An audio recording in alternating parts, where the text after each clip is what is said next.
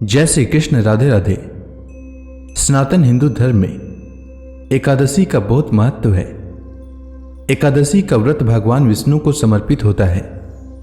साल में 24 एकादशी पड़ती है। हर एकादशी का नाम और महत्व अलग होता है। कार्तिक मास में आने वाली शुक्ल पक्ष की एकादशी को देवोत्थान या देवउठनी एकादशी के नाम से जाना जाता है। इसे प्रबोधनी एकादशी भी कहते हैं। यह एकादशी दीपावली के बाद आती है।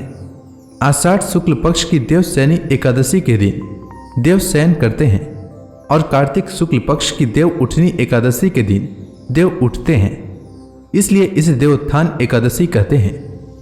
मान्यता है कि देव उठनी एकादशी के दिन भगवान विष्णु क्षीर सागर में 4 माह शयन करने के बाद जागते हैं। भगवान विष्णु के शयन काल के 4 माह में विवाह आदि मांगलिक कार्य नहीं होते हैं, इसलिए देवोत्थान एकादशी पर भगवान विष्णु के जागने के बाद शुभ और मांगलिक कार्य शुरू होते हैं। इस दिन तुलसी विवाह का आयोजन भी किया जाता है। देव उठनी एकादशी के दिन जो लोग उपवास रखते हैं और सच्चे मन से विष्णु भगवान की पूजा करते हैं, उन्हें जीवन में अच्छी सेहत और सुख समृद्धि प्राप्त होती है। इस दिन भगवान विष्णु को पीले पुष्प, पीले वस्त्र और हल्दी मिला हुआ जल अर्पित करने से हर मनोकामना पूर्ण होती है। देव उठनी एकादशी की शाम को तुलसी पूजा या तुलसी विवाह करना चाहिए। इससे कन्यादान के बराबर महापुण्य की प्राप्ति होती है तथा मनुष्य को वैकुंठ धाम की प्राप्ति होती है। आइए जानते हैं देव उठनी एकादशी के शुभ मुहूर्त के बारे में। तो एकादशी तिथि का प्रारंभ 22 नवंबर को रात 11:03 से होगा और एकादशी तिथि की समाप्ति 23 नवंबर को रात 9:01 तक होगा।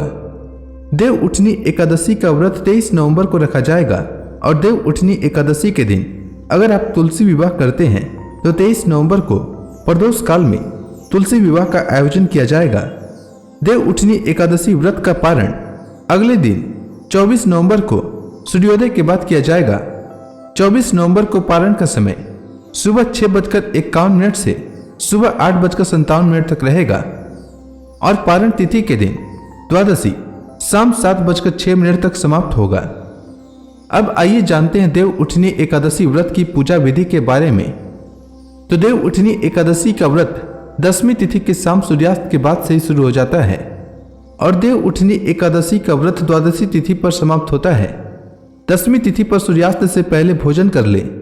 इस दिन तामसिक भोजन से परहेज करें और सात्विक और हल्का आहार लें। एकादशी के दिन सुबह जल्दी उठकर स्नान करना चाहिए।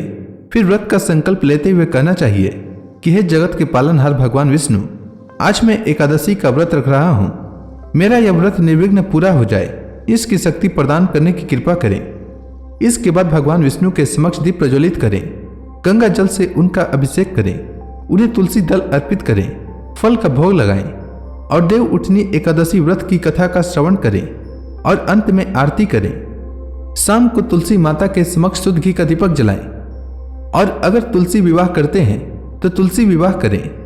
अगले दिन द्वादशी को स्नान करके भगवान विष्णु की पूजा करके ब्राह्मणों को या जरूरतमंदों को भोजन कराकर उन्हें दान दक्षिणा दें। इसके बाद शुभ मुहूर्त में व्रत का पारण करें। पारण का भोजन सात्विक रखें। पारण के भोजन में प्याज और लहसुन का प्रयोग न करें। पारण के दिन चावल अवश्य खाएं।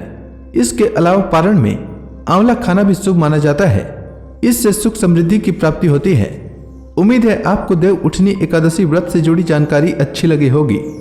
धन्यवाद।